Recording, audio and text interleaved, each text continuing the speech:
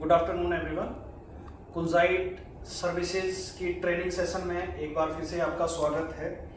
जो हमने last session में बात करी थी कंटिन्यूअल इम्प्रूवमेंट्स की, और हमने देखा था कि वेंडर की क्वालिटी और वेंडर को हम कैसे डेवलप कर सकते हैं, कैसे वेंडर को सिलेक्ट कर सकते हैं। इसी कड़ी में मैं आज बात करूंगा कि कैसे वर्क सेफ्टी को हम इम्प्रूव कर सकते हैं। ठीक है, जो हमारा वर्क जोन है उसमें कैसे सेफली काम कर सकते हैं, कैसे उसको हम एक्सीडेंट प्रूफ या इंसिडेंट प्रूफ बना सकते हैं। फ्रेंड्स, सबसे पहले आपको क्या करना पड़ेगा, आपको हैजार्ड आइडेंटिफाई करने पड़ेंगे। इमरजेंसी प्रिपेयर्डनेस के लिए आपको मॉक ड्रिल्स करनी पड़ेंगी और रेगुलर हेल्थ चेकअप। सो हम इसके बारे में डिटेल में बात करेंगे। सबसे पहले एक एक एक्टिविटी के साथ जो रिस्क जुड़ा हुआ है आपको उसको लिस्ट डाउन करना है, उस रिस्क की असेसमेंट करनी है और plan to eliminate hazard, reduce the risk. आपको प्लान बनाना है कि जो किसी एक्टिविटी के साथ जो हैजार्ड जुड़ा है या कोई रिस्क जुड़ा है आपको उसे कैसे एलिमिनेट करना है। इन इमरजेंसी प्रिपेयर्डनेस आपको मॉक ड्रिल्स कंडक्ट करनी पड़ेंगी हर एक संभावित खतरे के लिए, संभावित डिजास्टर्स के लिए। ये हम आगे बात करेंगे। फायर फाइटिंग की मॉक ड्रिल्स मस्ट हैं, आपको ये परफॉर्म करनी पड़ेंगी और इन सब चीज़ों के बारे में आपको ट्रेनिंग देनी पड़ेगी। Training for first aid, training for fire fighting. आने वाले सेशंस में हम इनके ऊपर भी बात करेंगे। और हेल्थ चेकअप, एम्प्लॉयज का रेगुलर हेल्थ चेकअप बहुत इंपॉर्टेंट है, उतना ही इंपॉर्टेंट है जितना कि फायर सेफ्टी और अदर हैजार्ड से सेफ्टी। सेफ्टी कमेटी का गठन और उसकी रेगुलर मीटिंग भी इस प्रोसीजर में आता है। Occupational health and safety objectives, ये भी एक वर्क सेफ्टी का पार्ट है। आपको ऑब्जेक्टिव्स हर एक एम्प्लॉय, हर एक लेवल पे आपको सेटअप करने पड़ेंगे और उन ऑब्जेक्टिव्स को पाने के लिए, उनको अचीव करने के लिए प्लानिंग, और आपको टोटल सिस्टम जो वर्क सिस्टम है, वर्क सेफ्टी सिस्टम है, हमारी सेफ्टी कमेटी, हमारा सेफ्टी सिस्टम, हमारा हैजार्डस कंट्रोल सिस्टम कैसे काम कर रहा है उसके ऑडिट पे आपको ध्यान देना पड़ेगा। सेफ्टी का सबसे पहला जो मेजर है, जो सेफ्टी की पहली कड़ी है, मैंने आपको अपने 5S के सेशन में बताया था कि 5S is the beginning of safety. So आपको 5S इंप्लीमेंट करना पड़ेगा। 5S की डिटेल जानकारी के लिए आप दूसरा वीडियो जो 5S के ऊपर हमने बनाया था, आप उसके बारे में उसको डिटेल में आप देख सकते हैं। डिटेल में आपको 5S का पता चलेगा। जैसे ये प्लेस एक अस्त व्यस्त प्लेस पड़ा हुआ है, यहाँ पे बहुत सारे संभावित खतरे हैं, मटेरियल बिखरा पड़ा है, टूल्स खुले पड़े हैं और जो हैजार्डस मटेरियल है मे बी वो भी ओपन वे में पड़ा है और यहाँ पे एक्सीडेंट के चांसेस बहुत ज़्यादा हैं। 5S के बाद ये हर एक चीज सिस्टमेटिक वे में हो गई और यहाँ एक्सीडेंट के चांसेस कम हो गए। 5S में मैंने बहुत डिटेल में लास्ट वीडियो में बात करी थी। 5S मैंने आपको बताया था, अगर हिंदी में बात करें तो पहला S छंटाई है, दूसरा सुसज्जित व्यवस्था, तीसरा साफ सफाई करना है, चौथा हर चीज का प्रबंधन करना है और पांचवा सस्टेन यानी स्व अनुशासन। जो ये 4 स्टेप हैं इनको आपको फॉलो करना पड़ेगा।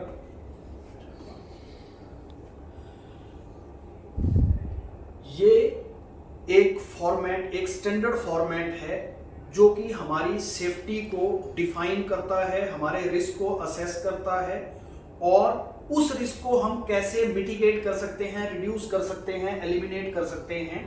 ये फॉर्मेट उसके बारे में बताता है। आप इस फॉर्मेट में अपने प्रोसीजर, अपने प्रोसेस के अकॉर्डिंग आप इसको चेंज भी कर सकते हैं।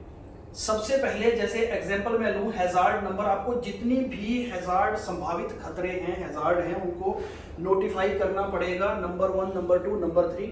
प्रोसेस का नाम लिख दिया, कौन सी प्रोसेस में हमने लिया है। सपोज ब्लेंडिंग करते टाइम क्या क्या हैजार्ड हो सकते हैं, कौन सी एक्टिविटी कर रहे थे, मिक्सिंग करते टाइम आप लोकेशन उसमें डाल सकते हैं, कौन सी लोकेशन पे था, हैजार्ड उससे जुड़ा हुआ संभावित खतरा क्या है, हैजार्ड क्या है, और उस खतरे से हमें क्या नुकसान हो सकता है, एसोसिएटेड रिस्क उसका क्या है, ये आप यहां पे लिखेंगे। इवैल्यूएशन आप इसकी नंबरिंग करेंगे, ठीक है, और इसकी जो रिस्क वैल्यू है वो आप इसमें डिफाइन कर सकते हैं। It is called hazard identification, यहां तक हमने हैजार्ड आइडेंटिफिकेशन कर ली।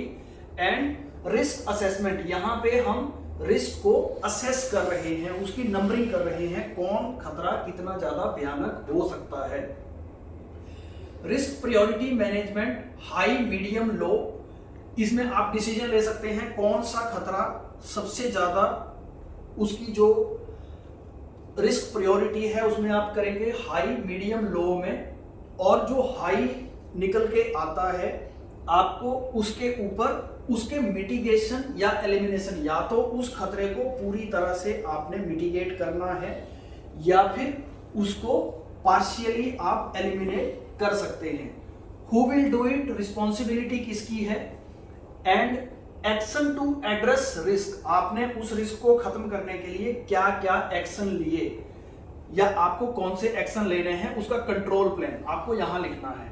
Then when you have implemented, जब आपने कोई एक्शन इंप्लीमेंट कर दिया उस खतरे को कम करने के लिए या उसको खत्म करने के लिए, तो आप उसको यहां पे नोटिफाई करोगे status on date it is done, remark, आप इसमें रिमार्क लिख सकते हो कि अब जो रिस्क प्रायोरिटी नंबर है वो हमने रिड्यूस किया है फ्रॉम 10 to 5। सो इस तरह से जितने भी संभावित खतरे हैं ये आपको अपनी जो इस तरह के फॉर्मेट में आपको नोट करने हैं और उनको इंप्लीमेंट करना है। It is called hazard identification and risk assessment sheet, और सिंपली हीरा, सेफ्टी में इसको हीरा बोलते हैं। रिस्क असेसमेंट हम कैसे करेंगे, जो मैंने बताया लास्ट वाली स्लाइड में, मैंने आपको बताया कि यहां पे रिस्क की असेसमेंट हम कैसे करेंगे, इसका भी एक मेथड है। अगर रिस्क रैंकिंग हम देंगे 1 से लेके 5 नंबर तक, ठीक है, फर्स्ट वन अगर रिस्क नेग्लिजिबल है, second low, third moderate, significant, catastrophic. Negligible means no injury, no health effect, कोई इंजरी ना हो, कोई हेल्थ इफेक्ट ना हो, उस खतरे को हम नेग्लिजिबल में उसको हम नेग्लिजिबल कर सकते हैं।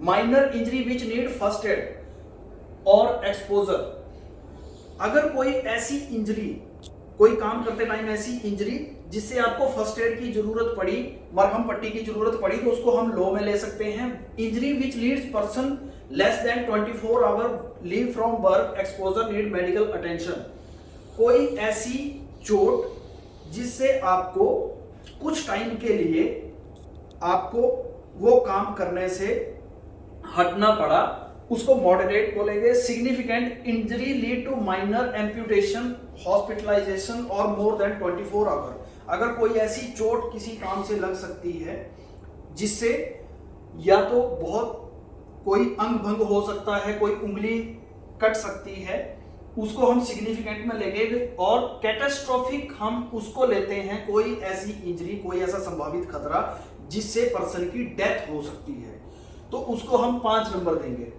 ऐसे ही रिस्क की रैंकिंग जो करेंगे कि ये कितने बार खतरा होता है, बार बार होता है या कभी कभार होता है या आज तक कभी नहीं हुआ।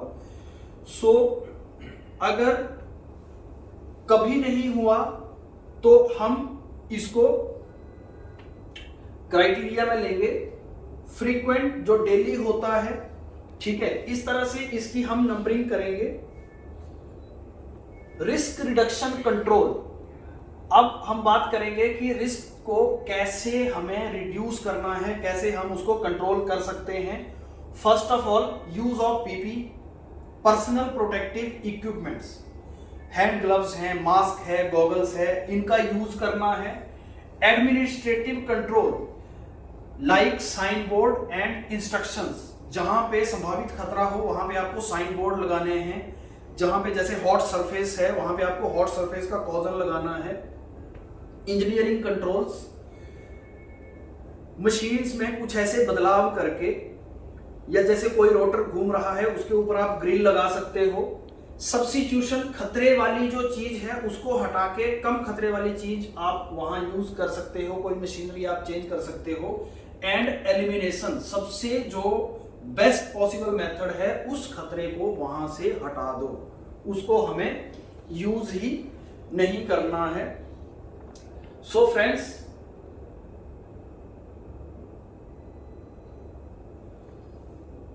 कंटिन्यूअल इंप्रूवमेंट्स की कड़ी में आज बात करी कि हम वर्क सेफ्टी को कैसे इंप्रूव कर सकते हैं, कैसे एम्प्लॉयज की हेल्थ और प्रोसेस से जुड़े हुए जो हैजार्ड्स हैं उनसे कैसे एम्प्लॉयज को और जो एसोसिएटेड पीपल हैं उनको कैसे उससे बचाया जा सकता है।